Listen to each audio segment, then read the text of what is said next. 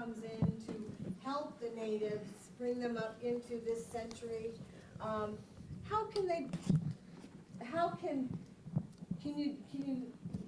Shall we treat the village like? And something that a lot of people don't get is that church history doesn't begin with Pentecost. Church history does not begin with Jesus Christ. The Incarnation. Church history didn't begin with the first Christmas. Church history begins with Adam and Eve. Church history begins with why God made man. And I know a lot of you have heard me say these things before. But to make them into slaves. The monks got put under house arrest. They starved them. They wrote nasty letters back to Russia saying how they were all crazy and this and that and the other thing. Eventually, the only monk that survived was who we now call St. Herman. And he, in order to protect these orphans, because the Russians behaved no better than other men when they were over here, and you had all these women whose husbands had been basically abducted and forced to go hunt, so now you had a bunch of little children, and no one cared for them. So he went over to one of the most inaccessible places he could go and set up an agricultural experiment station, Monk's Lagoon. And he took the children with him.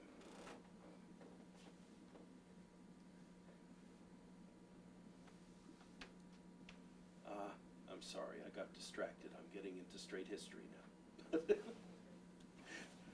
But the Russians, you know, after Baranov was replaced, his son-in-law, Baranov was already married over in Siberia, and he came here and had children by a native woman.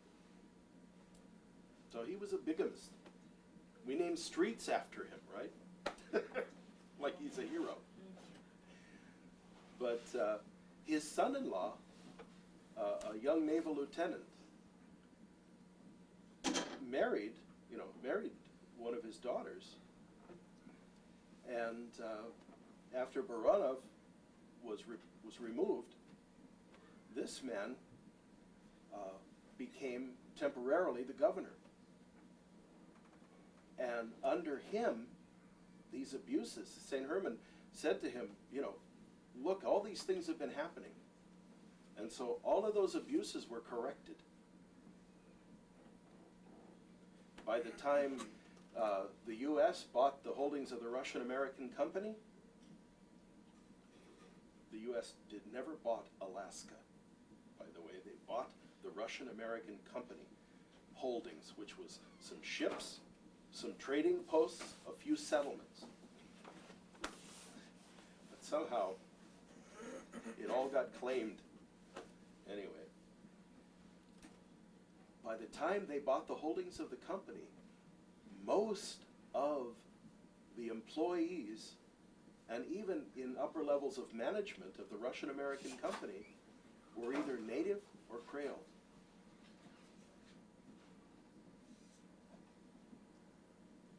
So it was quite different, I won't go into my usual harangue, because then it's Svetov, a man who was from the chain. He was half Russian, half Unanga. I think he's from the Fox Islands.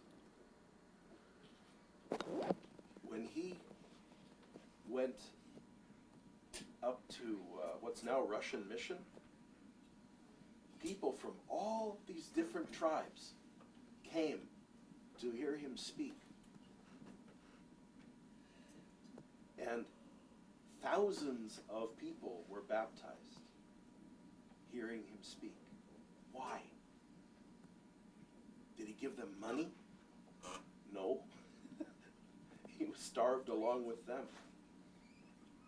It's because they recognized what was already true.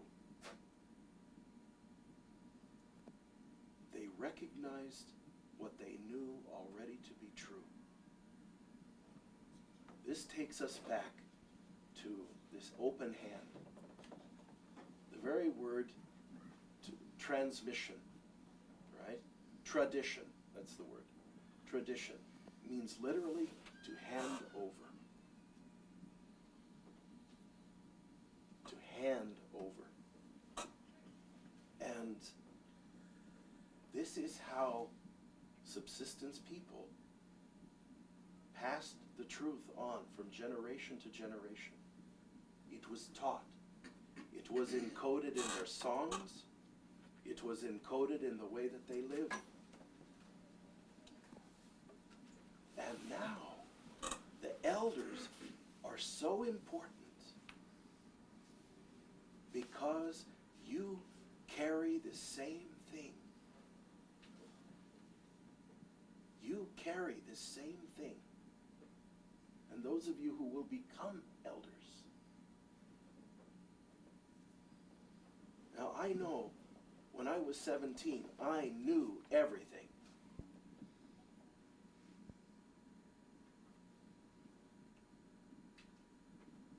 But we have with us now people who received this teaching from their elders. Because you know what? That's what the church is. The church is a family. The church is a people that has been gathered together.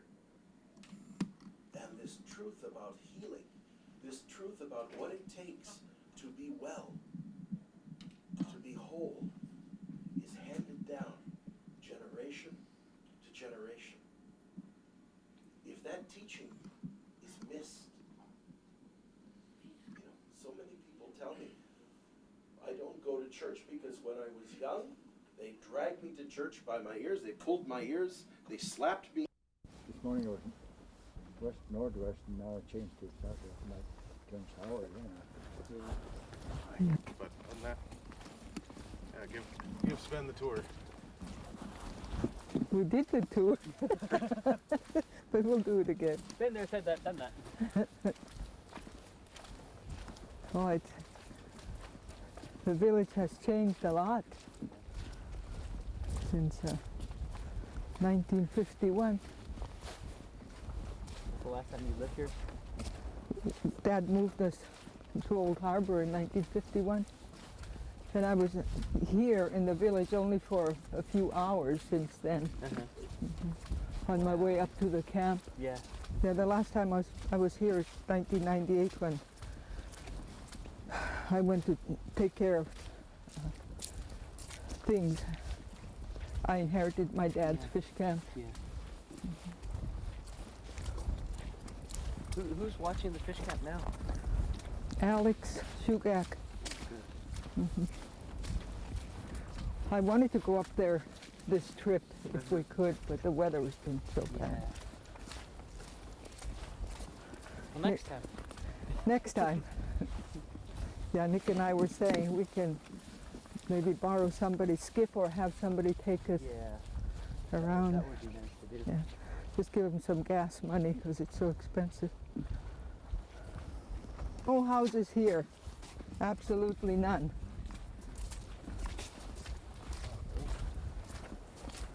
Yeah, so this is kind of the new section. This is Yeah, in 1965 is when BIA brought some of the older houses in. Were most of the houses destroyed after the tidal wave in '64? No, they weren't affected by the tidal wave. No? No, there was just some tidal action out here. But nothing was destroyed. So it's mainly in the north end and Uh-huh. Old Harbor area. Old Harbor. I'll show you as we go where the furthest house was on this end. So there were no houses in the back here.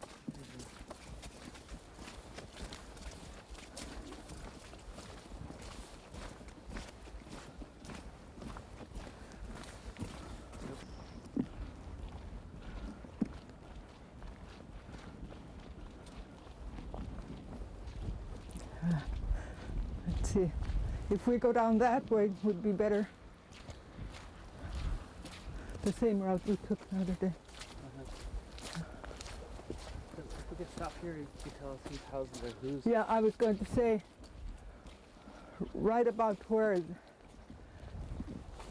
that house is, actually between those two houses there, the white house, those two houses on the end there, that was the end of Akhiok, going down that way. And where the airport is, there was a lake that we used to skate on. You can see just a little bit of it.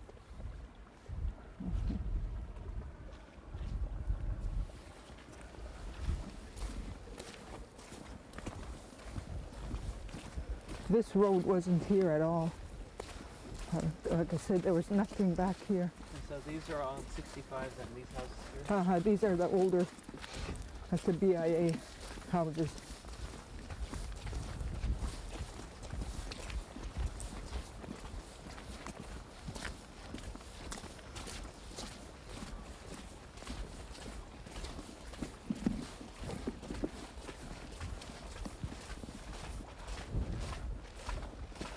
Yeah, there were some houses right here, very few. Very few, How many maybe people about three. lived here? What I remember, there must have been about 96 to 100 back then.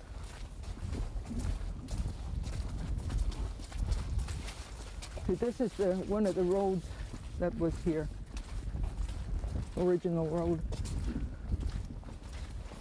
There was a house right here, which was the church reader's house, Simeon Agnot.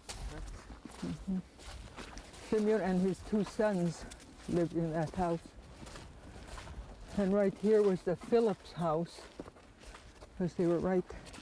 And Nicolocles' house was about right where the road is now. And this hill, when I was little, it looked so high. I don't know if it's sunk any or what since the tidal wave.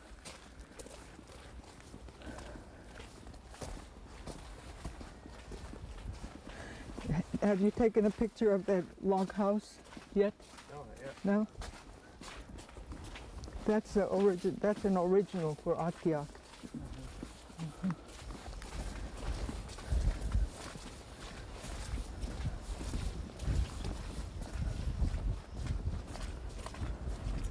People used to split salmon right near that creek there.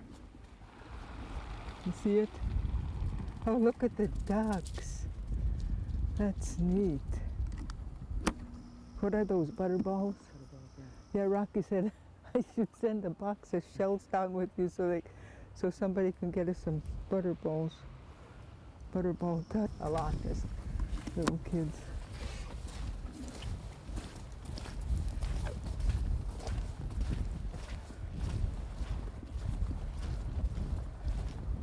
And my grandpa's house was right there, right next to the What was your road. grandpa's name? Wanka, Wanka? Moses Nomoff. Do you remember him at all? Well, I remember Wanka. I never That's knew- him. Okay. That's the only Wanka. He was my mom's dad. Well, look at these skiffs now, huh? All aluminum.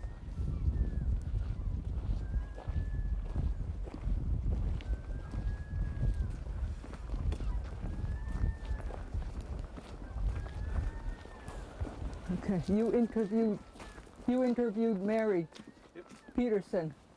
That's the house she lived in. The little log cabin.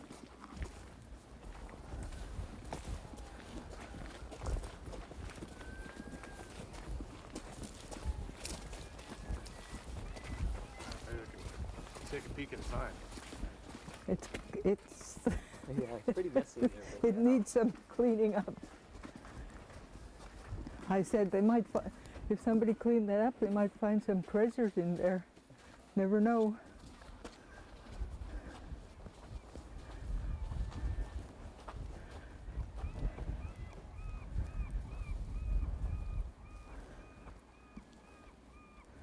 There was a big Arctic entry here. You could see how big it was. Big Sinak. See, see how big it is? Almost as big as the house. I'll go that way. This dog likes you or me. I don't know which. It's a good dog. It's right where stops like that. Oh, no wonder he's following you.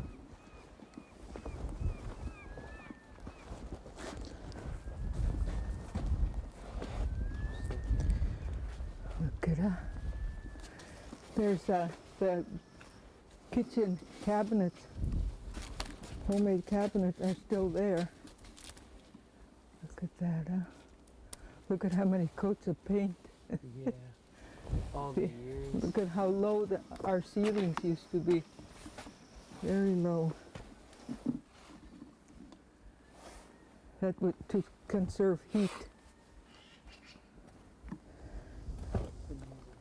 My dad always said that 6'7" was a good height because he was tall.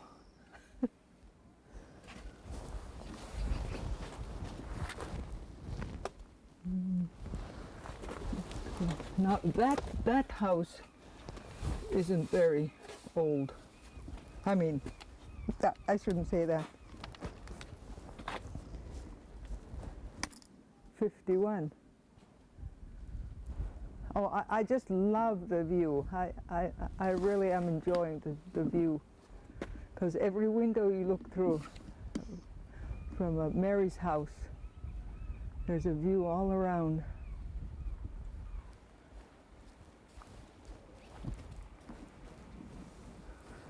We'll go up to where the school used to be.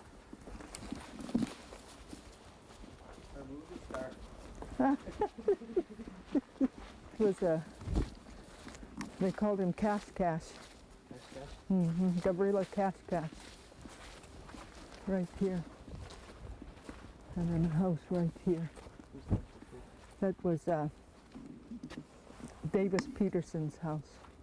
He was my dad's best friend. Time.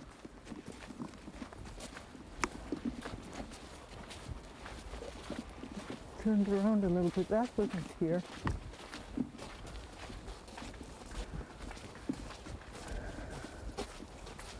Some new roads were made. This was the road I remember.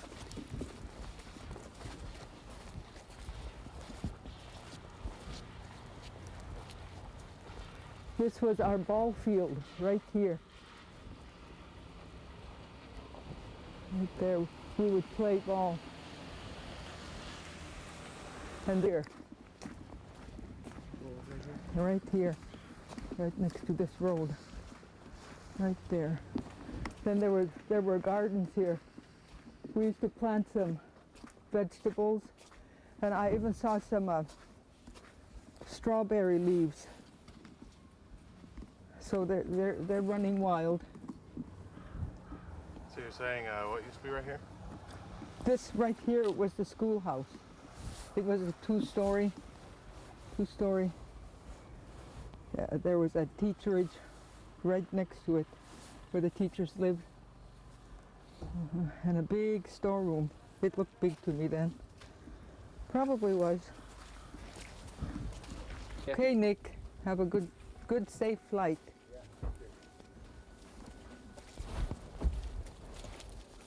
What kind of noise?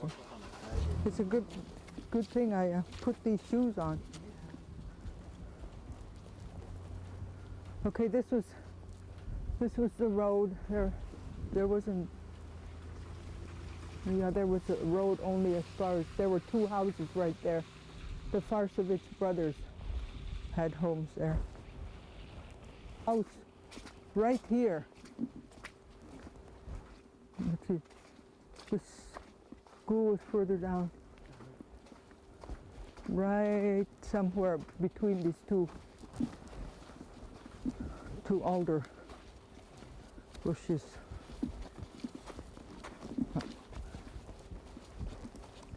You know, I don't know why there weren't more homes built up on the hill here.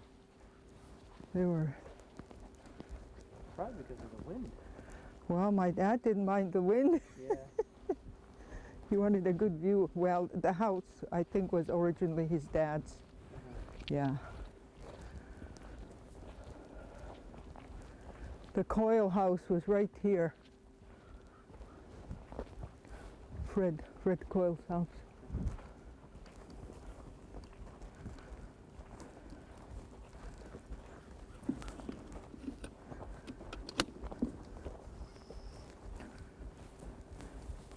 There was a nice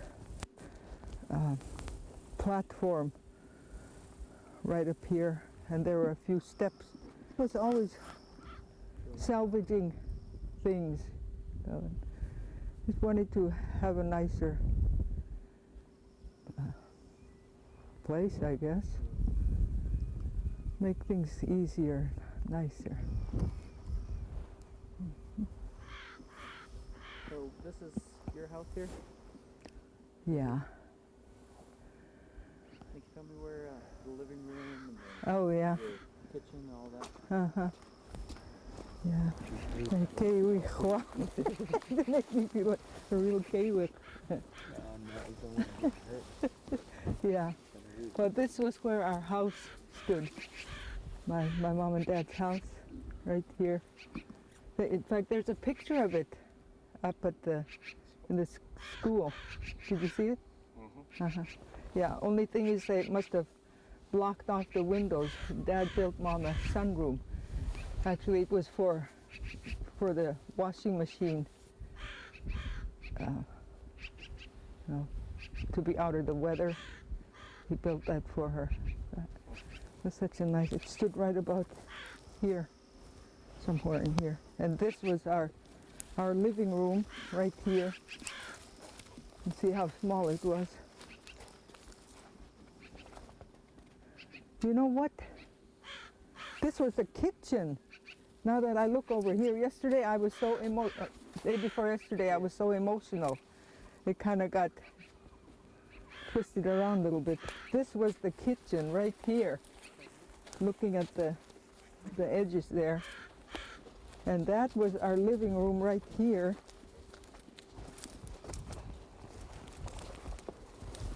And my bedroom was right there.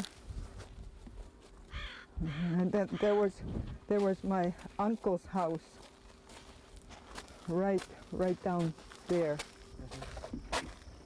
And we had a banya right over there.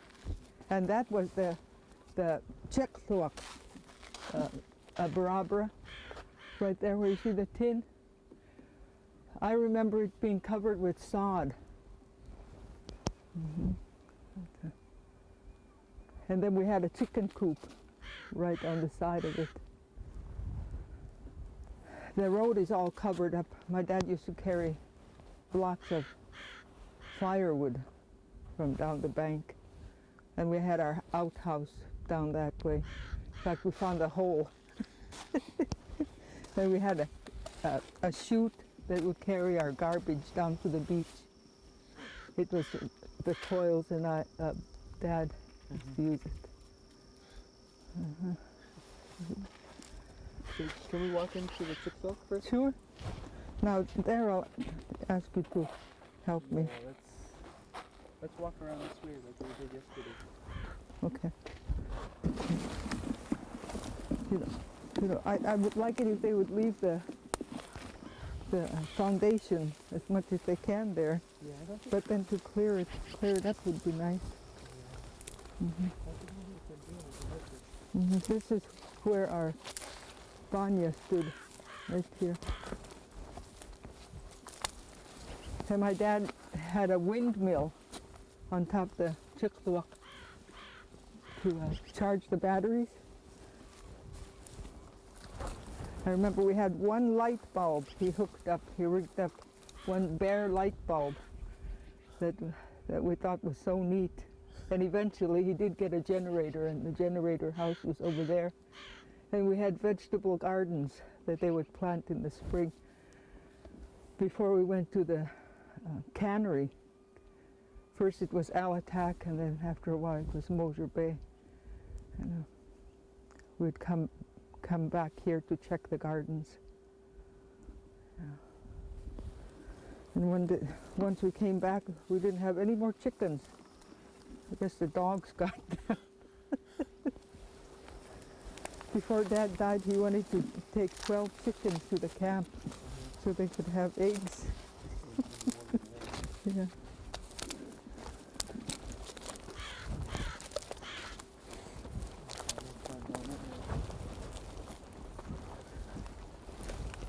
The entrance was over on the other side originally.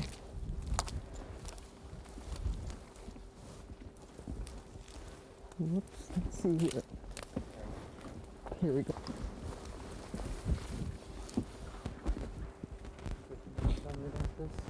And I remember reindeer hanging off the ceiling. And, reindeer used to migrate from Carmel to this area. They were transplanted in the 30s? That's what I read. Yeah. Yeah, no, your family had shares in them as well. Mm-hmm. Your dad did. Yeah. Yeah. So tell me about what this building was. It originally was built like for. it. Originally, I think it was a home, you know, a place that they lived, because I do remember a tunnel somewhere in here, a short tunnel going to another area. Yeah. So it must have been a dwelling to begin with. Over time, I guess, I don't know what happened. Why there's no sod up on top. There were three Czechoslovaks that I remember of here. Where Yeah, were they? one was by Nick Alokli's house, and his aunt and uncle, Leaf and Irene Alokli. They're over somewhere where the new houses are at. It's too bad they bulldozed them or whatever they did. I said it was a Chifak? Chicxulub. Czechoslovak. So Brabra. Ah. Some Yeah. traditional house. The beautiful thing about this is if you look at all the wood here, for us, as an archaeologist, we never get to see this type of structure because this is all hand-hewn logs, hand-hewn red cedar planks. Yeah, that's. Most likely your grandfather probably did that. And it's the last standing Czechoslovak, which isn't standing very anymore. In the last 3 years, it's collapsed. It'd be nice if the community decided that they would restore it because of its historic value, but it's up to them.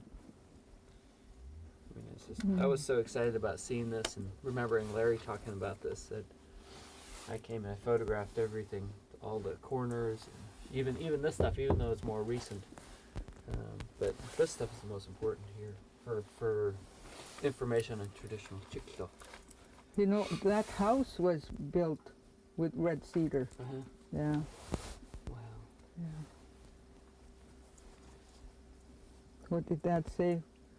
His dad Oh, he just said he lived here in the Czechoslovak. in the Czechoslovak. Okay, that must have been the one he meant then, Yeah. because yeah, look at how wide they are this way. No, they're beautiful because it's just structurally, but the knowledge. I wonder where they got it from. The red cedar?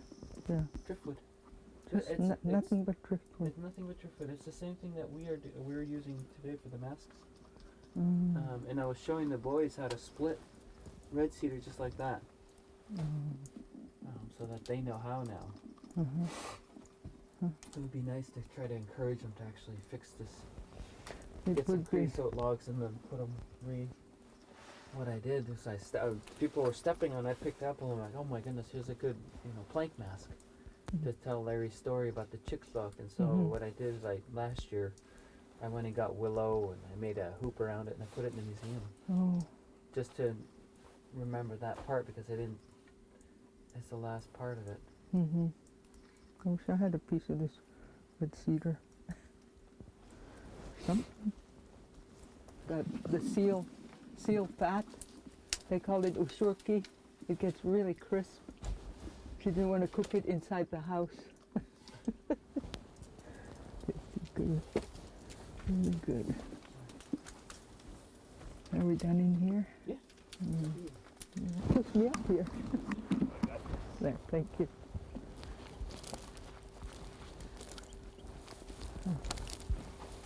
Yeah, and my dad planted all those spruce trees there. Actually, there were 3. So these little ones here must have taken seed, and they're growing. Let me pause for just a minute.